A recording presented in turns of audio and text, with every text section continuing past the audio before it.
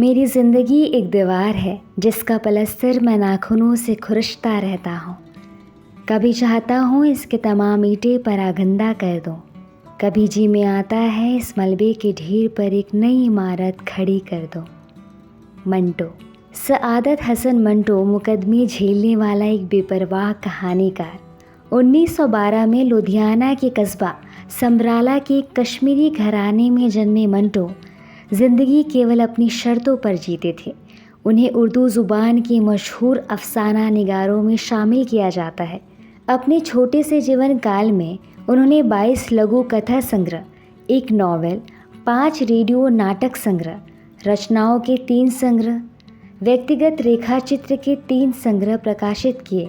बेहद कम उम्र में उन्होंने कहानियाँ लिखनी शुरू कर दी थी। अक्सर उनकी कहानियों पर अश्लीलता के आरोप लगते थे। वैसे तो उन्हें कई बार मुकदमों का भी सामना करना पड़ा था। आज हम उनकी 2 कहानियों पर होने वाले मुकदमों की बात करेंगे। पहला, काली सलवार। मंटो पर मुकदमा काली सलवार के लिए हुआ था। इस कहानी को लाहौर की अदब-ए-लतीफ़ पत्रिका ने 1942 में छापा था। कहानी पर अश्लीलता के आरोप लगे।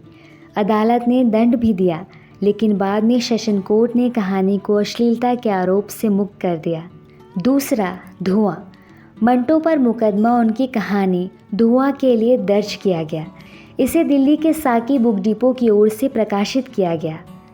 कहानी पर अश्लीलता के आरोप लगने के बाद मंटो पर ताजीरात-ए-हिंद की धारा 292 के तहत केस चला। मंटो पर 200 रुपये का जुर्माना लगाया गया। बाद में यह मामला सेशन कोर्ट पहुंचा और मंटो इन आरोपों से एक बार फिर बरी हो गए। साथ ही उन्हें अपने 200 रुपये भी वापस मिल गए। मंटो ने महज 42 साल की उम्र में दुनिया को अलविदा कह दिया। 18 जनवरी 1955 को उनका निधन हो गया। मरणोपरांत उन्हें निशान-ए-इम्तियाज़ से भी नवाजा जा चुका है। मंटो के जीवन पर बॉलीवुड में फिल्में भी बन चुकी हैं। इस फिल्म में नवाज सिद्दीकी ने उनका किरदार निभाया था।